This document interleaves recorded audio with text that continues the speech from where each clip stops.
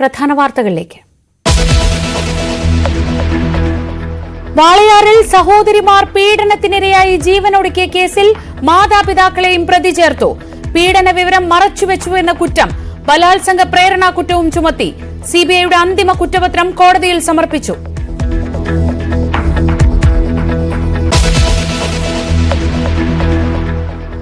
ബോബി ചെമ്മണ്ണൂർ കോടതിയിൽ ജാമ്യ ഹർജിയും പരിഗണിക്കുന്നു.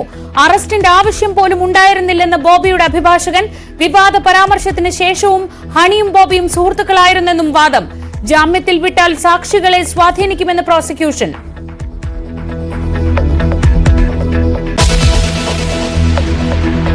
വളരെ വൾഗറായ ആംഗിളിൽ എടുത്ത തന്റെ തന്നെ വീഡിയോകൾ റീഷെയർ ചെയ്യുന്നതിലൂടെ എന്ത് മാതൃകയാണ് ഹണി റോസ് നൽകുന്നതെന്ന് ഷിബില മറ്റൊരു ചോദ്യമായിട്ട് ഉന്നയിക്കുന്നു. വേഷത്തെക്കുറിച്ചുള്ള രാഹുൽ ഈശ്വറിന്റെ അധിക്ഷേപ പരാമർശത്തിനെതിരെ ഹണി റോസ്. ഭാഷയിലെ നിയന്ത്രണം, സ്ത്രീകളുടെ വസ്ത്രധാരണം കാണുമ്പോൾ രാഹുലിനില്ലെന്ന് ഫേസ്ബുക്ക് പോസ്റ്റ്. ബോബി ചെമ്മണ്ണൂർ പരമനാറി എന്ന് G Sudhakaran.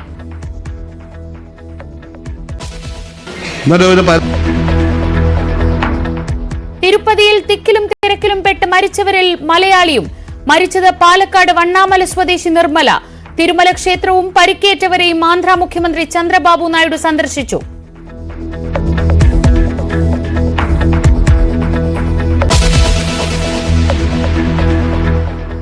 എൻ.എം. വിജയന്റെയും മകന്റെയും ആത്മഹത്യയിൽ IC Balakrishnan MLA ഒന്നാം പ്രതി. 4 കോൺഗ്രസ് നേതാക്കൾക്കെതിരെ ആത്മഹത്യാ പ്രേരണയ്ക്ക് കേസെടുത്തു. ND അപ്പച്ചൻ, KK ഗോപിനാഥൻ, CPM-ൽ ചേർന്ന PV ബാലചന്ദ്രൻ എന്നിവരും പ്രതികൾ. രാഷ്ട്രീയ പ്രേരിതമെന്ന് ND അപ്പച്ചൻ.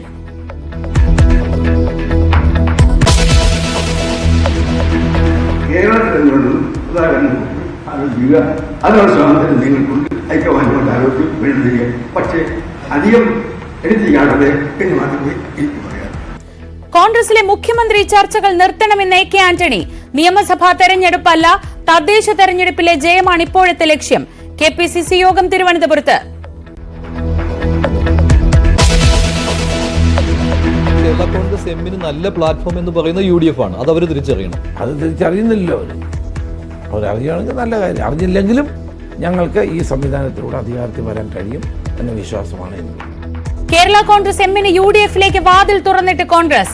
രമേശ് ചെന്നിത്തല അഭിപ്രായം പറഞ്ഞത് ന്യൂസ് 18 അഭിമുഖത്തിൽ. നിയമസഭാ തെരഞ്ഞെടുപ്പിന് മുൻപ് UDF വിപുലീകരിക്കാൻ ശ്രമങ്ങൾ. RJD-യെയും തിരികെ എത്തിക്കാൻ നീക്കം. കൂടുതൽ പേരെ എത്തിക്കാൻ മത്സരിച്ച് ചെന്നിത്തലയും VD സതീശനും.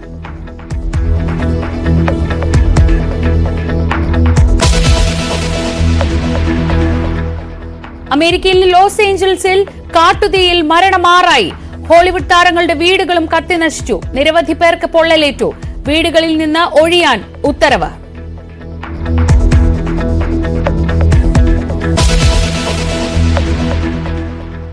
ലൈംഗികാധിക്ഷേപം നടത്തിയെന്ന നടി ഹണി റോസിന്റെ പരാതിയിൽ അറസ്റ്റിലായ ബോബി ചെമ്മണ്ണൂരിന്റെ ജാമ്യ ഹർജിയിൽ വിധി ഉടൻ.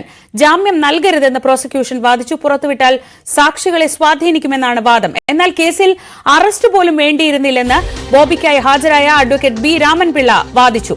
വിവാദ പരാമർശമുണ്ടായതിനു ശേഷവും ഹണി റോസും ബോബിയും സൌഹൃദം തുടർന്നിരുന്നുവെന്നും അതിനുള്ള തെളിവുകൾ ഹണിയുടെ ഫേസ്ബുക്ക് പേജിൽ ഉണ്ടെന്നുമായിരുന്നു രാമൻപിള്ളയുടെ വാദം. തെറ്റൊന്നും ചെയ്തിട്ടില്ലെന്ന് കോടതിയിലേക്ക് കൊണ്ടുപോകും വഴി ബോബി ചെമ്മണ്ണൂർ ആവർത്തിച്ചു.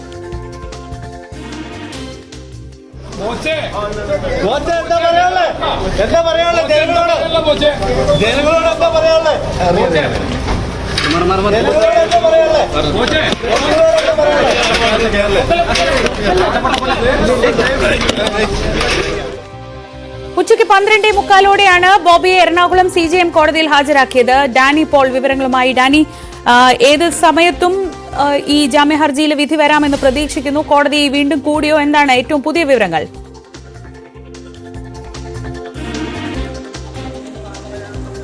കോടതി നടപടികളിലേക്ക് കടന്നിട്ടില്ല എന്നാണ് മനസ്സിലാക്കാൻ സാധിക്കുന്നത്. അല്പസമയത്തിനകം തന്നെ അതിൻ്റെ ഒരു പ്രൊസീഡിങ്സിലേക്ക് കടക്കും. അപ്പോൾ അങ്ങനെയെങ്കിൽ ആദ്യമായി ഈ കേസ് തന്നെയാണോ പരിഗണിക്കുന്നത് എന്നതും കൂടി കണക്കിലെടുക്കേണ്ടതുണ്ട്. എന്നാലും കോടതി നടപടികളിലേക്ക് ഇതുവരെയും കടന്നിട്ടില്ല എന്ന് തന്നെയാണ് കരുതുന്നത്. വൈകാതെ തന്നെ ആ ഒരു ബ്രേക്കിന് ശേഷമുള്ള സെഷനിലേക്ക് കോടതി കടക്കുകയും ചെയ്യും. അതിനുശേഷം ഈ കേസിൻ്റെ ഒരുപക്ഷെ ഈ കേസിൻ്റെ കാര്യങ്ങളിലേക്ക് തന്നെയാവും കോടതി കടക്കുക. എന്തായാലും വാദപ്രതിവാദങ്ങൾ പൂർണ്ണമായിട്ടും തന്നെ അത് പൂർത്തിയായിരിക്കുന്നു എന്നതാണ്. ഇതിൽ അവസാനം കോടതി ചോദിച്ച ഒരു ചോദ്യം മാത്രമേ ബാക്കി നിൽക്കുന്നുള്ളൂ. ഇത് വീഡിയോ ദൃശ്യങ്ങൾ കാണുന്നതിൽ എതിർപ്പുണ്ടോ എന്ന് പ്രോസിക്യൂഷനോട് ചോദിച്ചിരുന്നു. അത്തരം കാര്യങ്ങൾ മാത്രമേ ഈ കാര്യങ്ങളിൽ അവശേഷിക്കുകയുള്ളൂ. കാരണം പ്രധാനമായും അത് ഒരു വിഷയത്തിലേക്ക് പൂർണ്ണമായും ശ്രദ്ധ തിരിക്കാനായിട്ട് പ്രതിഭാഗം ശ്രമിച്ചതിൻ്റെ ഭാഗമായിട്ടാണ് ആ ദൃശ്യങ്ങൾ കാണേണ്ടതുണ്ടോ എന്ന് ചോദിക്കുകയും ചെയ്തത്, എതിർപ്പുണ്ടോ എന്ന് ചോദിക്കുകയും ചെയ്തത്. പൂർണ്ണമായും തന്നെ അതിലേക്ക് കേന്ദ്രീകരിച്ചു കൊണ്ടുവരുന്നതിൻ്റെ ശ്രമത്തിൻ്റെ കൂടി കാര്യങ്ങൾ തന്നെയായിരുന്നു. കാരണം ഇത് ആസ്പദമാക്കിയാണ് പരാതിയെങ്കിൽ അത് തന്നെ ആ ദൃശ്യങ്ങളിൽ തന്നെ, ആ പരിപാടിയുടെ ദൃശ്യങ്ങൾ തന്നെ കണ്ടിട്ട് തീരുമാനമെടുക്കൂ എന്നതാണ് പ്രതിഭാഗം പറയുകയും ചെയ്തത്. അതിൽ പ്രതിഭാഗം കൊണ്ടുവന്ന മറ്റൊരു കാര്യം കൂടിയുണ്ട്. പൂർണ്ണമായും ഈ പരാതി നിലനിൽക്കുന്നത് ഡിജിറ്റൽ തെളിവുകളുടെ ഒരു അടിസ്ഥാനത്തിൽ തന്നെയാണ്. കാരണം ഇതിൽ ശേഖരിക്കപ്പെട്ടതെല്ലാം തന്നെ ഡിജിറ്റൽ തെളിവുകൾ തന്നെയാണെന്ന് പ്രോസിക്യൂഷനും ഒരു ഭാഗത്ത് പറയുന്നുമുണ്ട്. അപ്പോൾ അങ്ങനെയെങ്കിൽ ഈ ദൃശ്യങ്ങൾ കാണേണ്ടത് അത്യാവശ്യമല്ലേ എന്നതാണ് അവർ ഉന്നയിക്കുന്ന ഒരു ചോദ്യമുണ്ട്.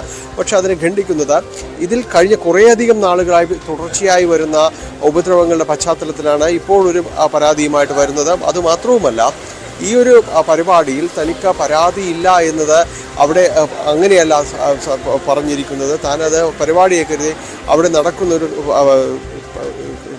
പരിപാടി അത് അലങ്കോലപ്പെടരുത് എന്ന് കരുതിക്കൊണ്ട് മാത്രമായിരുന്നു താൻ അതിൽ നിശബ്ദയായിട്ട് പോരുകയും ചെയ്യുന്നത്. ഇതുമായി ബന്ധപ്പെട്ടുകൊണ്ടുള്ള തനിക്കുള്ള പരാതി തന്നെ അമ്മ തന്നെ വ്യക്തമാക്കുകയും ചെയ്തതാണ് എന്നതടക്കം പ്രോസിക്യൂഷൻ നടിക്ക് വേണ്ടി അടക്കം നടിയുടെ പരാതി വായിച്ചു പോകുമ്പോഴെല്ലാം തന്നെ ശ്രദ്ധയിൽപ്പെടുത്തുകയുണ്ടായി. അപ്പോൾ ഇത്തരം കാര്യങ്ങളിലെല്ലാം തന്നെ വാദപ്രതിവാദങ്ങൾ പൂർണ്ണമായിട്ട് തന്നെ പൂർത്തിയായിരിക്കുന്നു എന്നതാണ് നമുക്ക് മനസ്സിലാകുന്നത്. ഇനി ഇതിൻ്റെ ഒരു വിധി പ്രസ്താവം അടക്കമുള്ള കാര്യങ്ങളിലേക്ക് തന്നെയാകണം വരേണ്ടത്. ഏതായാലും കോടതി അതിൻ്റെ ഒരു സെഷനിലേക്ക് കടന്നിട്ടില്ല എന്നാണ് അറിയാനായിട്ട് സാധിക്കുന്നത്. വൈകാതെ ആ കാര്യങ്ങളിലേക്കെല്ലാം തന്നെ കടന്നു വരുമെന്നാണ് പ്രതീക്ഷിക്കുന്നത്.